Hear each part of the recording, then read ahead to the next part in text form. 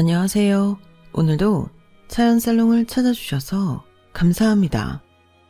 저는 50대 중반 여자입니다.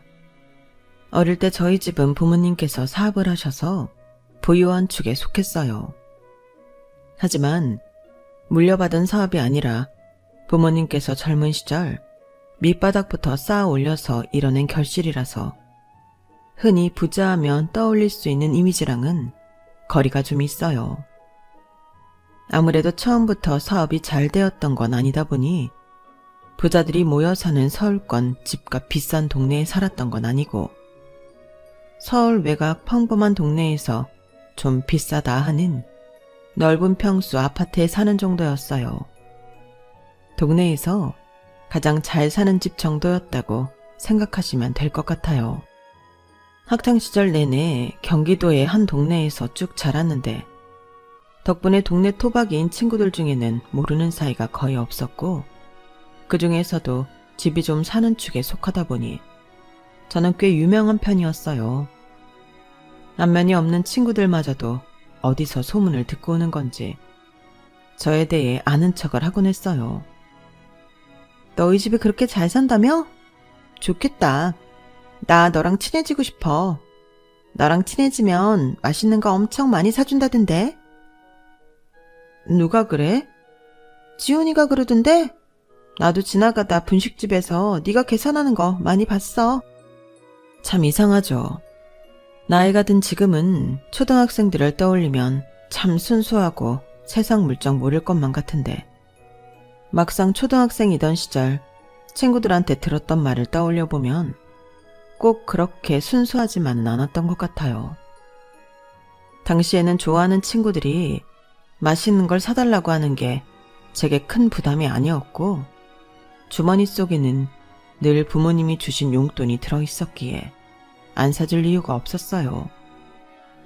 그렇게 한 번, 두 번 친구들에게 간식을 사다 보니 어느새 그게 당연해져 있더군요. 희진아, 우리 떡볶이 먹을래? 그래? 나는 별로 배가 안 고픈데. 그래도 먹고 가자. 나 배고파. 먹다 보면 너도 먹을걸? 그렇긴 한데. 그렇게 하루는 어영부영 배가 고프다는 친구 말에 분식집에 들어갔어요. 그날따라 급식을 많이 먹어서 배가 상당히 불렀음에도 좋아하는 친구의 제안을 거절하지 못해 꾸역꾸역 함께 음식을 시켜 먹었어요. 분명 같이 급식을 먹었던 것 같은데 친구는 둘이서 먹기엔 많은 양의 음식을 한꺼번에 시키더라고요. 처음에는 배가 많이 고팠나 보다 싶었죠.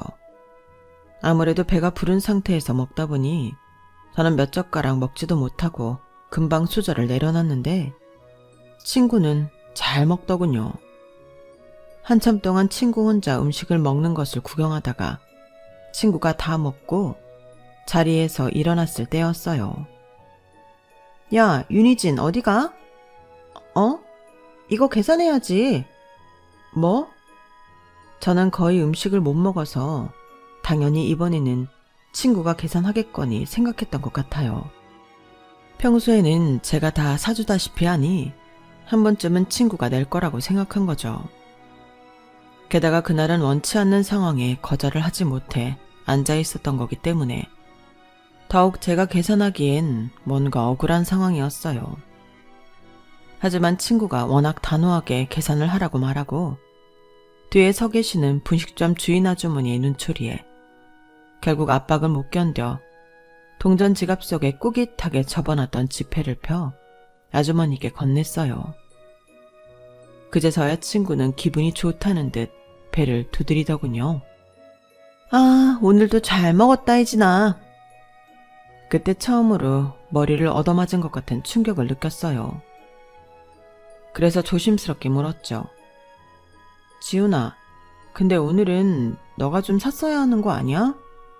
난 오늘 먹을 생각도 없는데다 별로 먹지도 못했는데. 뭐? 내가 돈이 어딨어? 나도 돈 없어. 엄마 아빠가 주는 돈이 다야. 너 돈 많잖아. 맨날 엄마 아빠가 주는 돈이 네 돈이지. 니네 집은 잘 살아서 맨날 돈 있잖아. 그 친구의 행포는 거기서 끝나지 않았어요.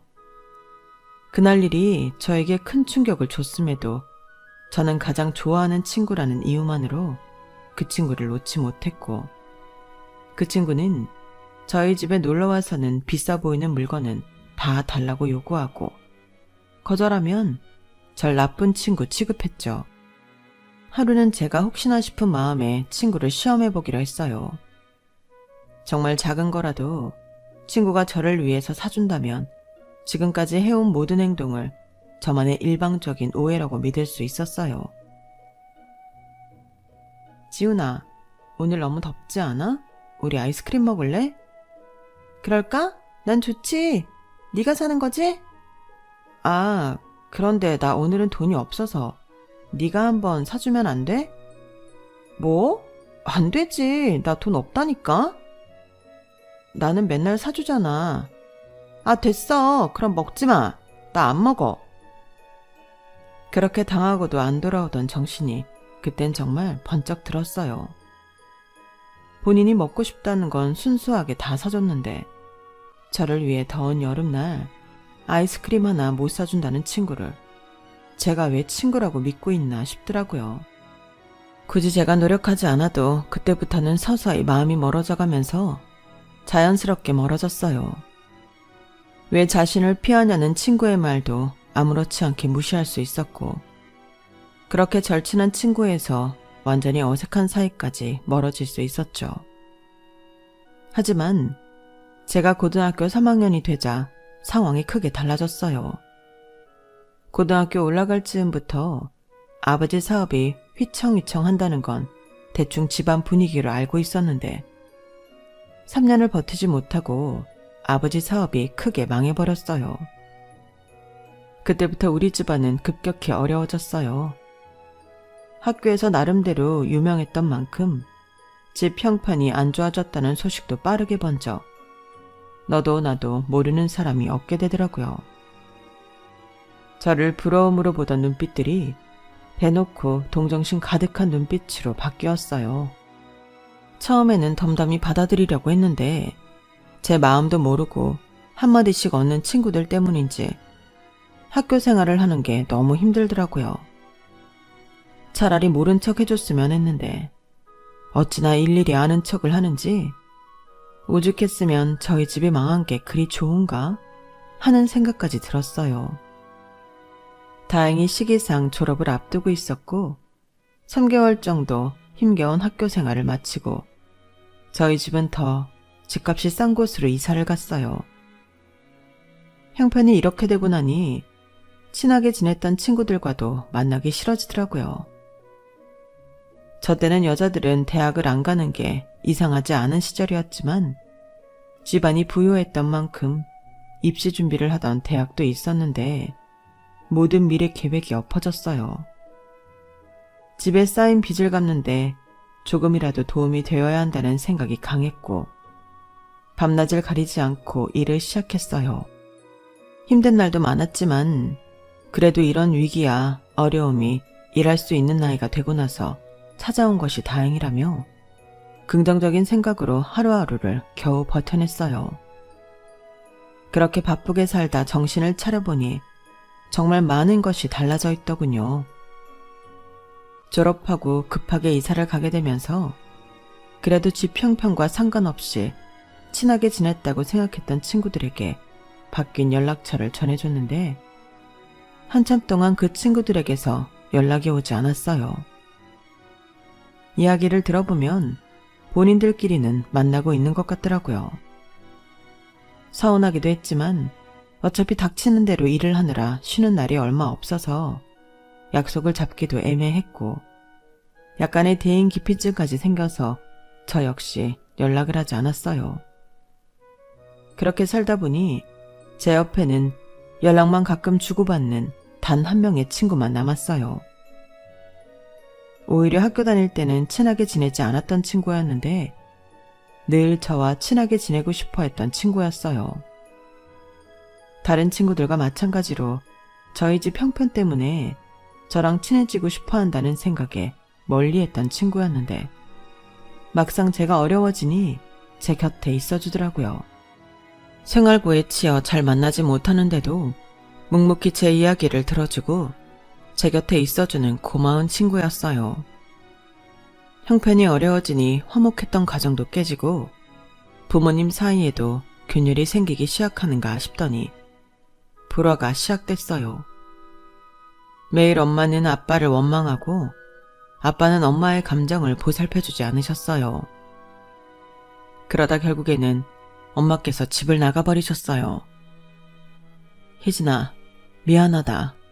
엄마도 이제는 더는 못 살겠어. 엄마가 필요하면 언제든 연락해라. 엄마께서는 제게 연락처만 쥐어주고 아빠 몰래 집을 떠나셨어요. 그로부터 얼마 지나지 않아 엄마는 돈이 많은 다른 남자와 함께 산다는 소식을 들었어요. 배신감이 이루 말할 수 없었죠. 희진아, 아빠가 잘못하지만 않았더라면 이렇게 되지 않았을 텐데. 아빠가 미안하다, 우리 딸. 다 아빠 잘못이야. 아빠가 못나서 생긴 일이다. 엄마가 집을 나가고 다른 남자와 산다는 소식을 들은 아빠께서는 매일 술을 드시고 우길 반복하셨어요.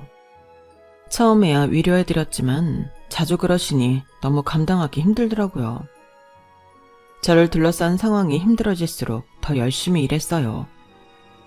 정신없이 일을 해야 잡생각을 할 시간이 없어져 우울감도 덜했고 빚을 갚을 돈도 금방 모아졌으니까요. 그렇게 살다가 우연히 친구를 통해서 모 대형 건물의 내부 경비와 안내 일을 담당하는 일을 소개받게 되었어요. 주로 건물 로비를 돌아다니거나 안내 데스크에 앉아서 출입하는 외부인들을 관리하고 안내하면 되는 일이라 그리 어렵지는 않았어요. 일하는 환경도 쾌적하고 대우도 나쁘지 않아서 규칙적으로 출근하고 돈도 괜찮게 줘서 오래 할 만하더라고요. 그 일을 시작하면서 본격적으로 인상에 안정이 찾아왔죠. 워낙 큰 건물이다 보니 안에 이런저런 회사 사무실이 다 들어와 있었어요. 가끔은 번듯하게 차려입고 출퇴근하는 직장인들을 보며 형편이 나빠지지 않았더라면 나도 이렇게 멋진 건물에 있는 회사에 다닐 수 있었을까 상상하기도 했어요. 하지만 그런 사람들을 보며 우울감에만 빠져있기엔 저에게는 여유가 없었죠. 그 전에 워낙 식당에서 주방 일이라든지 서빙이라든지 몸이 힘든 일을 많이 해서인지 지금 하고 있는 일의 강도와 보수가 몹시 만족스러운 상태였어요. 같이 일하시는 분들께서도 다들 좋게 봐주셔서 꽤 오랫동안 일을 했죠. 아마 그렇게 3, 4년쯤 일을 했을 때였을 거예요. 어머, 너 희진이 아니니? 정희 이모. 아, 그래. 다행히 기억하는구나. 너 여기서 일하고 있는 거야? 아, 네. 그렇게 됐어요. 너희 부모님이랑 하도 연락이 안 돼서 얼마나 걱정했는 줄 아니? 부모님은 잘 계시지? 아, 그게요. 일단 이거 내 연락처에 받아놔라. 오늘은 이 건물 회사에 미팅할 일이 있어서 잠깐 왔거든? 매일 출근하니? 네, 평일에는 계속 출근해요. 그래? 다음에 올 때는 조금 일찍 올 테니까 밥이라도 한 끼 먹자. 어떻게 살고 있는지도 궁금하고. 내가 어렸을 때 너 얼마나 예뻐했는지 기억나니? 그럼요, 다 기억나죠. 챙겨주셔서 감사해요. 감사는 내가 너희 부모님이랑 얼마나 친했는지 알면서. 어쨌든 그 명함에 적힌 번호로 연락 한번 주렴. 이만 가볼게. 생각지도 못하게 로비에서 만난 건 아빠 사업이 잘 나가던 시절 아빠와 가장 친하게 지내던 분의 와이프셨어요. 부부끼리 워낙 친하셔서 어렸을 때 저희 집에 놀러와서 가족끼리 식사도 자주 했고 놀러도 갔었죠. 사실 집이 그렇게 어려워지고 나서부터는 저를 알던 누군가와 마주치는 것에 굉장히 불편함과 두려움을 느꼈지만 그분은 예외였어요. 그만큼 가족처럼 편하게 느껴지는 사이이기도 했지만 무엇보다 이렇게 힘들게 살던 와중에도 늘 생각나는 사람이 하나 있었거든요. 바로 정희 이모의 아들이었어요. 저보다 2살이 많았는데 또래 남자들과는 달리 성실하고 얌전한 분위기였어요. 늘 공부도 상위권을 유지해서 가족들이 칭찬을 아끼지 않았고 그 나이답지 않게 배려심 깊고 따뜻한 면이 있어서 어린 마음에 몰래 좋아했었거든요. 지금 제가 사는 모습이 많이 초라하긴 하지만 그래도 가끔 그 사람 생각은 나더라고요. 어떻게 살고 있는지 그 오빠라면 지금쯤 이 회사 로비에서 보는 사람들처럼 어엿한 직장인이 되어 있지 않을지 그런 상상도 참 많이 했어요. 그런데 이렇게 정희 이모를 마주치다니 정말 인연이라는 게 뭔지 신기하더라고요. 나중에 정희 이모와 연락을 주고받게 되면서 저희 가족 소식을 전했고 이야기를 들은 이모께서는 무척 안타까워하셨어요. 사업이 위기에 처하고 이모도 경영을 하시는 분이라 어떻게든 도움을 주려고 하셨지만 잘 되지 않으셨다고 했어요. 그래도 그때까지는 연락이 꾸준히 됐었는데 사업이 망한 이후로는 아예 소식이 끊겨서 저희 가족을 찾기 위해 노력을 많이 하셨지만 쉽지 않으셨다고 하더군요. 그래도 이렇게 열심히 살고 있는 모습을 보니 참 기특하네. 아니에요. 당연히 해야 할 일을 하는 건데요. 그래도 너희 엄마가 딸은 곱게 키워야 한다고 어찌나 애지중지 키웠었는데 이렇게 딸이 고생하는 건 모르고 힘들다고 혼자 그렇게 떠나버리냐, 떠나버리길. 그 말씀에는 저도 씁쓸한 웃음을 지을 수밖에 없었어요. 저에게는 엄마가 남기고 가신 연락처가 있긴 했지만 차마 연락을 못 하겠더라고요. 그렇게 소식이 끊긴 지도 한참이라 저도 엄마께 먼저 연락할 용기는 없으면서 괜히 원망만 들었어요. 그렇게 원망은 짙어지고 시간이 흐르다 보니 정말 남남처럼 살게 됐죠. 이모께서도 대충 상황 파악은 되셨는지 잠깐 뭔가 고민하시는 얼굴을 하시더니 갑자기 제 2손을 덥석 잡으셨어요. 너 나랑 일해볼래? 네?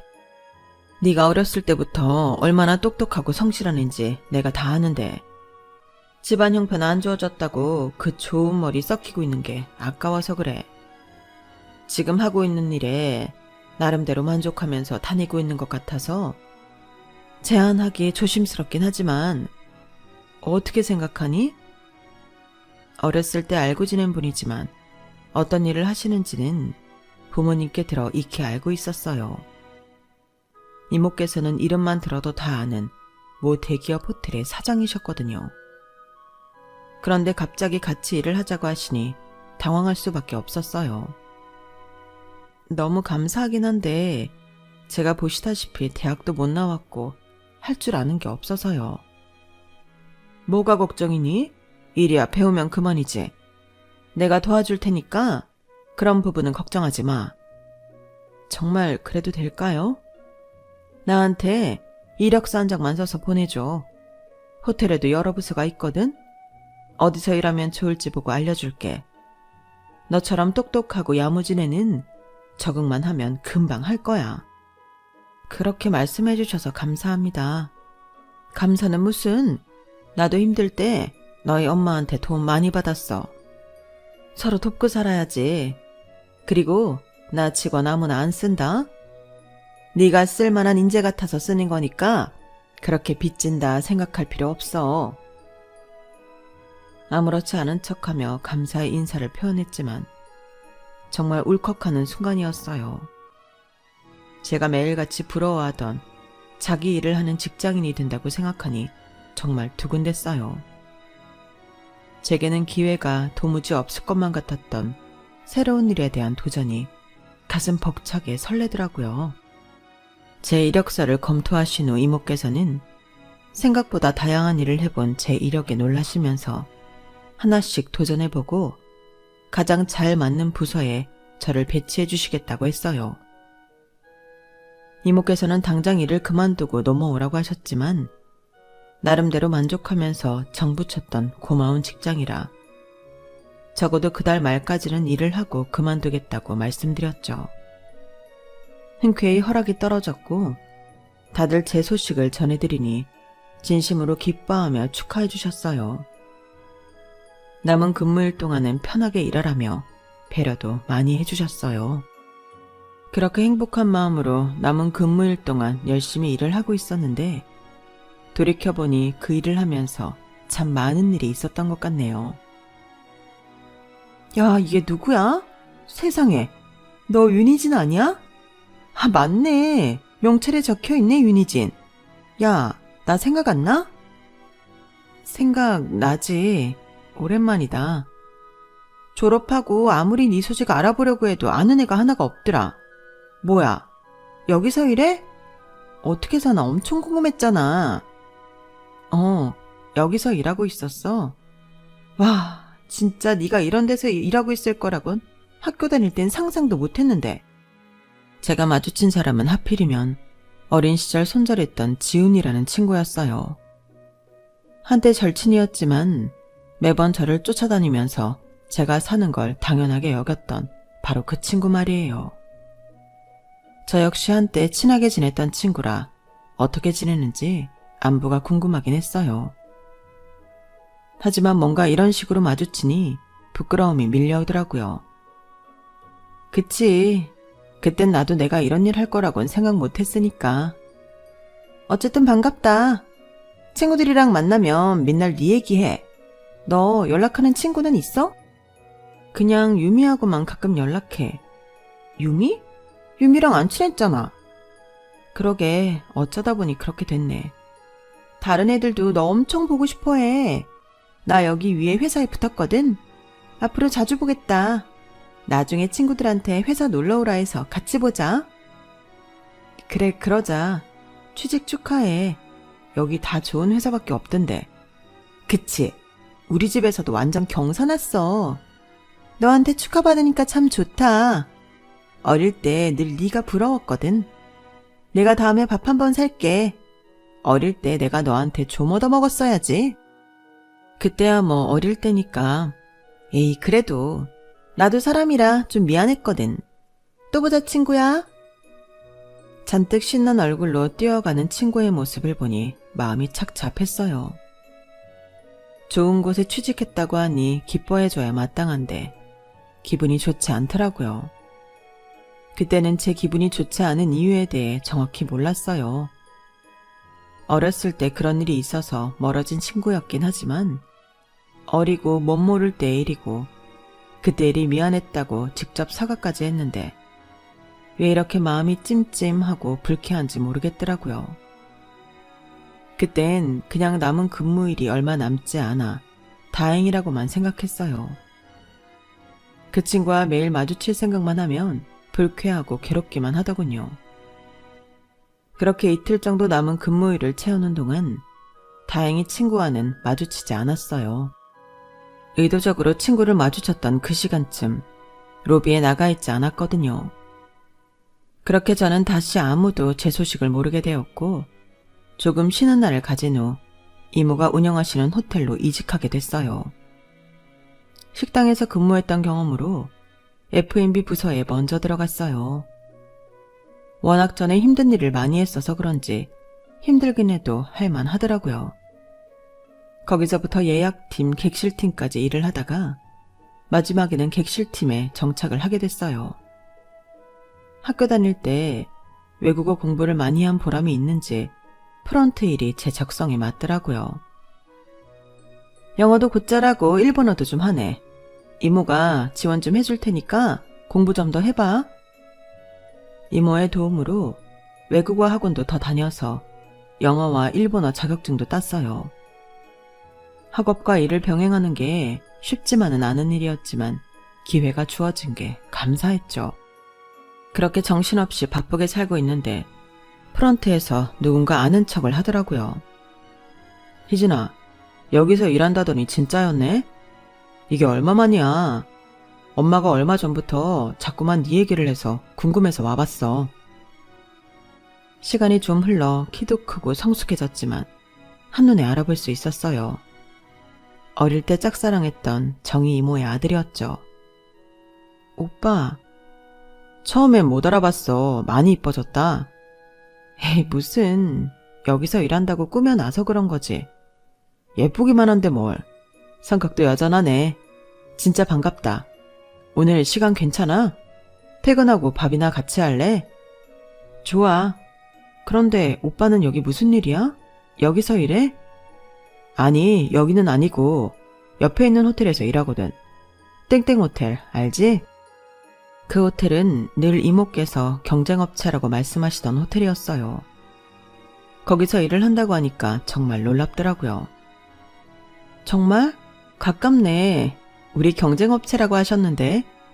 그치? 나도 그래서 여기 견학차 와봤어. 아무튼 끝나고 연락할게.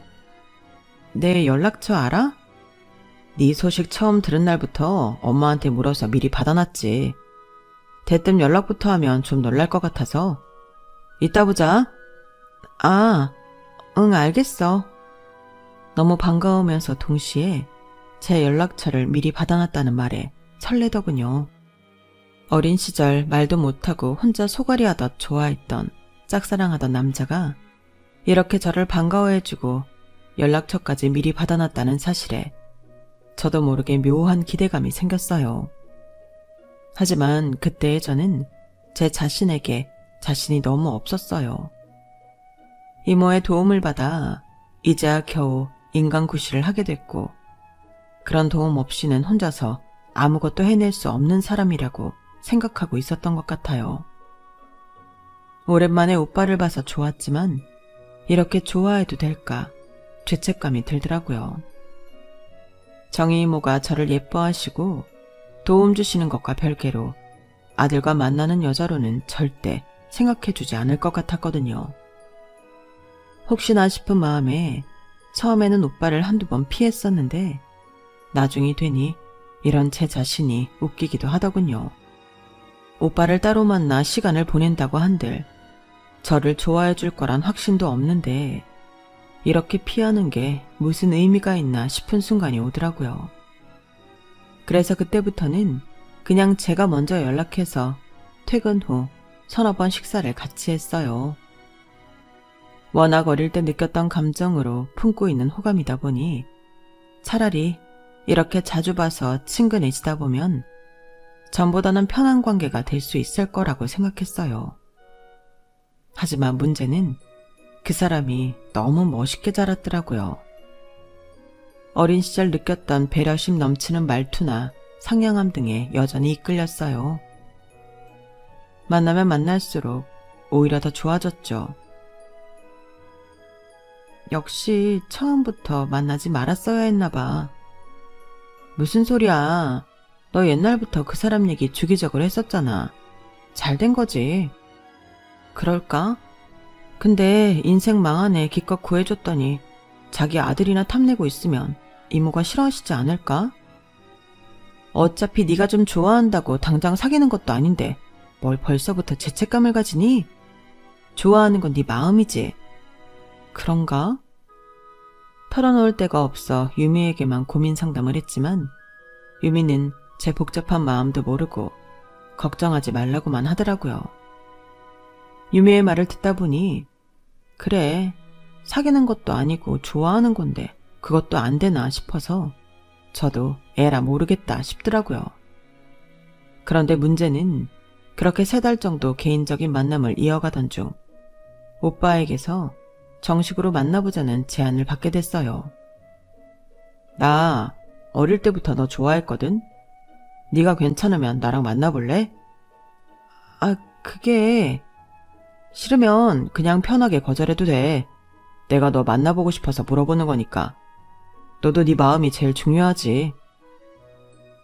정말 오랫동안 꿈만 꿔왔던 순간인데 막상 현실이 되니 입술에 풀이라도 붙였는지 말문이 막혔어요. 고백을 받는 그 순간에도 정희 이모 생각이 떠나질 않더라고요. 그렇게 고민하고 뜸들이는 시간 동안에도 혹시나 제 마음을 오해하면 어쩔까 걱정까지 드니 미치겠더라고요. 나 오빠랑 만나기 싫은 건 아닌데 나도 정말 좋아하거든. 근데 혹시 우리 엄마가 신경 쓰여서 그래? 평소 눈치가 빨라서 그런지 금방 눈치를 채고 물어보더라고요. 대답은 안 했지만 동의하는 눈치이자 오빠가 웃음을 터뜨리며 제 머리를 흐트러뜨리더군요. 그런 걱정은 하지 마. 우리 엄마는 너랑 만난다고 하면 엄청 좋아하실걸? 어? 정말? 그래, 우리 엄마가 널 얼마나 좋아하는데? 그거랑 이거랑은 다르잖아. 일 괜찮게 하는 직원으로 좋은 거랑 아들이랑 만나는 여자가 좋은 거랑은 다르잖아. 그러니까 전자도 맞지만 후자로 좋아하실 거라고. 맨날 너 같은 며느리 있었으면 좋겠다고 노래를 부르시던 분이었는데 아무리 생각해도 그건 저희 집에 잘 살 때 이야기인 것 같지만 그때야 더 물어보진 않았어요. 솔직히 저도 이 상황이 싫기는커녕 너무 기뻤고 늘 상상만 해봤던 순간이었기 때문에 그렇게까지 말을 해주니 그냥 모른 척 넘어가 버리고 싶더라고요. 혹시나 이모께서 알고 화가 나셔서 저를 자르거나 하신다면 그것도 어쩔 수 없겠다 싶을 만큼 오빠가 좋았어요. 하지만 오빠 말대로 이모께서는 정말 너무 기뻐하시더라고요. 세상에, 희진아, 너 우리 영훈이랑 만난다면서? 정말 생각 잘했다. 어? 너 혹시 영훈이가 못되게 굴면 바로 이모한테 말해라. 이모가 아주 혼쭐을 내줄 테니까. 이모, 괜찮으세요? 제가 영훈 오빠 만나도. 얘는 무슨 소리를 하니? 내가 이 일하면서 젊은 여자애들 얼마나 많이 만나보는 줄 알아? 요즘 애들 중에 너 같은 애가 없어. 걱정하지 말고 너는 열심히 일하고 우리 집에 시집 올 준비나 해라. 아이, 만난 지 얼마나 됐다고 시집은요. 얘가 무슨 소리니? 너 이모 아들이랑 만나면서 결혼은 안 하고 연애만 하겠다는 소리야? 이모는 그 꼴 절대 못 본다. 무조건 우리 집으로 시집와. 난 너 아니면 며느리로 들일 생각 없어. 말만이라도 감사합니다, 이모. 진짜라니까 얘는. 그때만 해도 이 모든 게 한여름밤의 꿈만 같았는데 2년 정도 연애를 한 후에 정말로 결혼을 하게 됐어요. 오빠도 결혼을 빨리 하고 싶어하는 뜻이 있었고 저 역시 오빠와 함께라면 마찬가지였죠. 그렇게 결혼을 추진하는 순간까지도 저는 걱정을 했지만 이모께서는 다행히 너무 좋아해 주셨어요. 이모가 제 시어머니가 된다는 게 도무지 믿기지가 않더라고요. 다들 결혼하면 시댁살이 걱정부터 하던데 이모께서는 저를 너무 존중해 주셨으니까요. 그렇게 결혼하기 직전 이모께서는 뜻밖의 소식까지 전해주셨어요. 나랑 우리 남편이 너희 아빠 설득해서 니네 엄마 찾아서 만나고 왔다. 네? 정말요? 그래도 엄마 멀쩡히 살아있는데 상견례는 해야 하지 않겠니? 엄마 잘 지내세요? 너한테 미안해서 면목이 없다고 나 붙잡고 한참을 울더라. 무슨 자격으로 네 얼굴 보겠냐고 그러더라고. 연락처 받아왔으니까 결혼식장 들어가기 전에 둘이서 한 번은 만나봐. 너 영훈이랑 결혼한다고 하니까 너무 좋아하더라. 연락 안 한 지도 못 보고 산 지도 오래라 어색했지만 가슴 깊은 곳에 항상 묻어두고 살던 그리운 엄마였어요. 몇 날 며칠 밤을 고민한 끝에 용기를 내서 연락을 했고 엄마께서는 신호음이 채 2번이 울리기도 전에 전화를 바로 받으시더군요. 울먹이는 목소리로 약속을 잡고 저희 모녀는 눈이 마주치는 순간부터 눈물에 상봉을 했어요. 엄마를 만나고 나니 그때부터 실감이 나더라고요. 그날 정희 이모를 만난 뒤로부터 쭉 제 인생이 좋은 방향으로만 흘러가고 있다는 걸요. 여기서 더 행복해질 수 있나 싶었는데 결혼을 하고 나서는 더 행복한 일 투성이었어요. 예쁜 딸 하나와 귀여운 아들을 낳아 열심히 길렀고 아이들이 어느 정도 큰 후에는 복직을 해서 커리어도 이어나갔죠. 그때는 육아휴직이라는 개념이 희미해서 아이를 낳은 여자들이 복직을 한다는 건 꿈꾸기 힘든 일이었는데 이 역시 이모께서 총지배인으로 계신 덕분에 가능한 일이었어요. 몇 년 안가 이모께서도 은퇴하셨지만 덕분에 저희 아이들도 봐주셨죠. 그렇게 행복한 하루하루를 보내고 있는데 어느 날 유미에게서 전화가 왔어요. 희진아, 너 혹시 초등학교, 중학교 애들 보러 갈 생각은 없어? 어? 왜? 아니, 얼마 전에 애들한테 연락이 와서 나도 정말 오랜만에 동창회 나갔거든. 그런데 다들 네 안부 궁금해하고 보고 싶어 하더라고. 내가 너랑 연락한다고 하니까 한번 꼭 데리고 나와달라고 해서. 그래? 그럴까? 정말? 너 애들 별로 안 보고 싶어 했잖아. 괜찮아? 그땐 상황이 워낙 안 좋았으니까 그랬는데 이젠 괜찮잖아. 나도 마음에 여유가 생긴 것 같아. 이제 애들도 좀 보고 싶고 궁금하고 그러네. 다행이다. 그래, 이제 많이 편안해졌으니까 한 번쯤 보는 것도 좋지. 나도 오랜만에 보니까 반갑더라. 그러게, 다음 동창회 때는 나도 불러줘. 그렇게 유미 덕분에 정말 몇십 년 만에 어릴 때 친구들을 보게 됐어요. 친구들은 서로 늙어가는 모습을 보며 살았을 텐데 저는 아니다 보니 갑작스럽게 확 늙은 느낌을 주고 싶지 않아서 친구들과 약속이 잡힌 날부터 피부샵에 가서 관리도 받고 옷도 미리 골라놓고 혼자 잔뜩 신이 나 있었네요.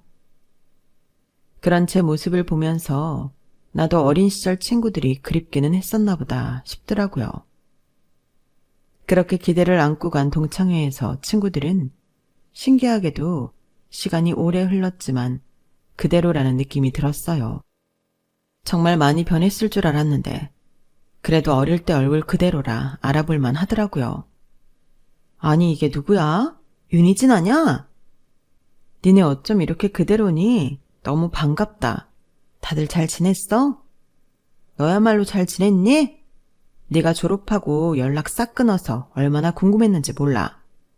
어쩌다 우연히 유미랑 연락이 닿았으니 망정이지. 아니었음 평생 얼굴도 못 보고 살아야겠다. 그러니까 유미 덕분이지. 진짜 그동안 못한 얘기가 너무 많다. 어떻게 살았는지 이야기 좀 해봐. 왜 애들 연락 다 끊어버린 건데? 우리 진짜 서운했다. 대충 알고 있을 줄 알았는데 우리 아빠가 사업이 망하셔서 급하게 이사를 가게 됐었어. 정신이 없어서 니네한테 인사도 못했네. 늦었지만 미안해. 아니야. 그런 거면 당연히 이해 가지. 이렇게 만난 게 어디야. 너 완전 우리 학교에서 공주였는데 고생 많았겠다. 그럼 지금은 어떻게 지내고 있어? 결혼은 했니?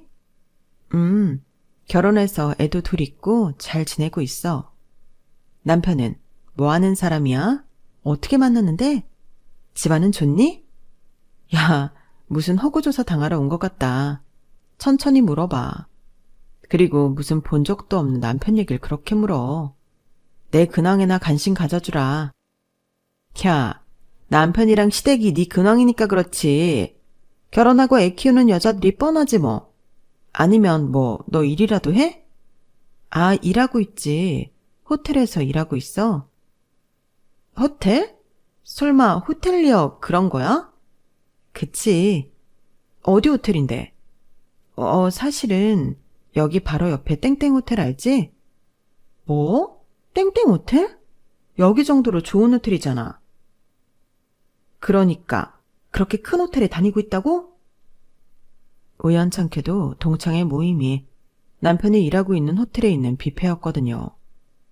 제가 일하고 있는 호텔 쪽 방향을 가리키면서 말하자 친구들이 다 깜짝 놀라더군요. 정말이야? 완전 성공했다 너. 성공했다며 축하한다는 말을 건네는 친구도 있었지만 분위기가 뭔가 묘하게 싸늘했어요. 유미만 뿌듯한 얼굴을 하고 있고 나머지는 약간 못 믿겠다는 얼굴로 저를 보고 있더라고요.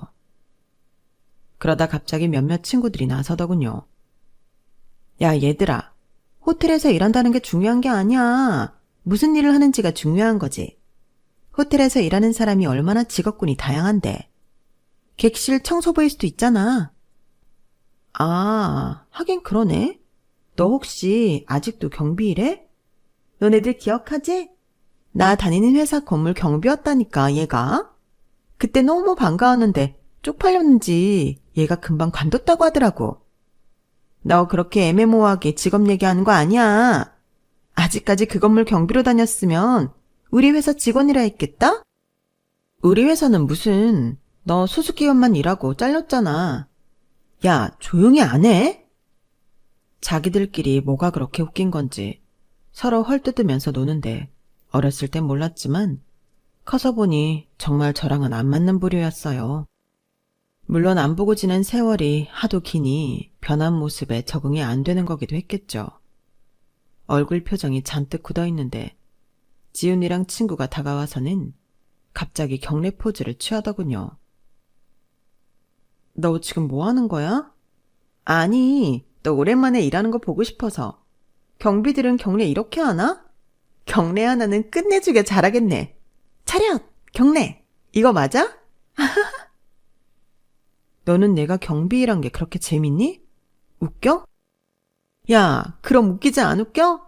어릴 때 그렇게 도도하게 공주처럼 살던 애가 갑자기 건물 로비에서 경비일하고 있으니까 사람 인생이라는 게 이렇게 한 치 앞을 모르는 거잖아. 너무 신기하지 않니? 그러게 착하게 살았으면 이런 일도 안 생겼을 텐데 말이야. 뭐? 착한 일? 내가 다른 애들은 몰라도 지훈이 너한테 그런 말을 들을 이유는 전혀 없는 것 같은데? 뭐? 그럼 너는 착한 애가 우리 집 형편 니네 집보다 안 좋은 거 뻔히 알면서 기어이 나한테 뭐라도 얻어먹고 싶어서 껄떡댄 거니? 내가 언제 껄떡댔어? 네가 하도 나한테 얻어먹는 건 당연하게 여기고 고마워하지도 않으니까 너도 나한테 친구로서 뭔가 해줄 수 있나 싶어서 사달라고 한 거였지. 됐다. 지금은 너도 힘든 일하며 살고 있으니 내 맘 이해하겠지. 그때였어요. 로비를 지나가던 호텔 직원이 깜짝 놀라면서 저에게 다가오더라고요. 세상에 사모님, 왜 여기 계세요? 안녕하세요. 오늘 약속 장소가 여기라서요. 직원은 남편이 아끼던 부하 직원이라 몇 번 집에 초대해서 밥도 먹었던 사이였어요. 후배 직원들 교육 중이었는지 뒤에 직원이 꽤 많더라고요. 세상에, 오시기 전에 미리 말씀해 주시지. 제가 여기 F&B 팀장한테 서비스 드리라고 말해놓고 갈게요. 편하게 계시다 가세요. 그렇게까지 안 해도 되는데 고마워요. 고맙긴요. 얘들아, 여기 우리 오지배이님 와이프셔. 옆 땡땡 호텔 팀장님이시기도 하고. 안녕하십니까? 편하게 쉬다 가십시오. 직원들이 짝이라도 한 듯 인사하고 떠나자 자리에 남은 친구들은 깜짝 놀라 얼어있더라고요. 그 모습이 참 꼴보기 좋더라고요. 야, 너 진짜야? 네가 옆 호텔 다니는 호텔리어라고? 그것도 팀장?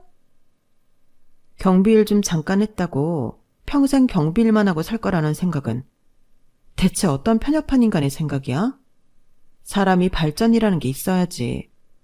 어려울 때 힘든 일 좀 했다고 아직까지 그러고 사는 너처럼 그런 건 발전 없는 인간들이나 해당되는 얘기지. 뭐? 너 수습기간도 못 채우고 그 회사 잘려서는 지금 어디서 뭐하고 사는데? 유미한테 애들 소식 가끔 들어도 너는 좋은 소식 하나 없던데. 안 들어도 뻔하지. 한때 잘 살던 내가 경비일하고 사는 거 보니 그렇게 좋았니?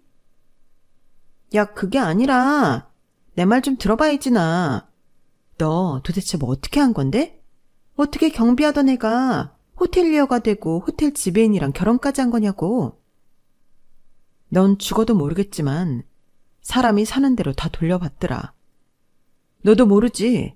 착하게 살았으면 지금 더 복받고 살고 있을지.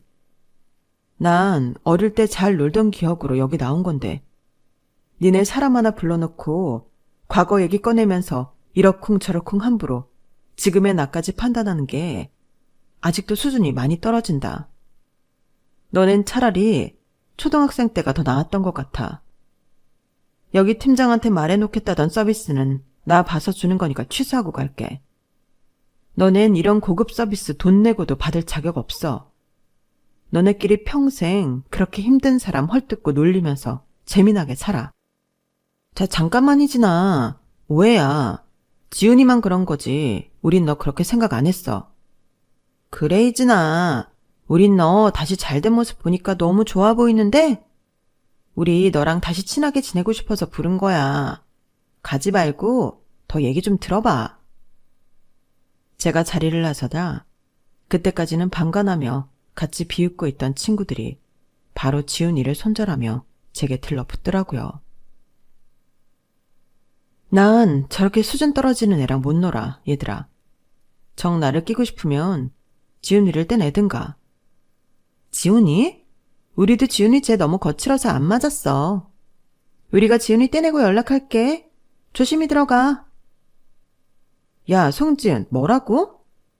등 뒤로 싸우는 소리가 들려왔지만 저는 한 번도 뒤돌아보지 않고 자리를 나왔어요. 이 나이 먹고도 저러는 꼴이 참 한심하기 그지없더군요. 나오는 길에는 괜히 시어머니 생각이 나더라고요. 시어머니가 아니었다면 정말 지훈이 말대로 아직까지 경비를 하고 살고 있었을지도 모르는 일이니까요. 어머님 댁에 고기랑 과일 바구니를 사들고 가서 감사 인사를 드렸더니 어머님께서 뿌듯한 얼굴로 제 손을 잡아주시더군요. 기회를 줬을 때 잡은 건 단히 능력이야. 그럼에도 내게 기회를 준 사람에게 감사한 마음을 가질 줄 아니? 넌 분명 더 잘 될 거다.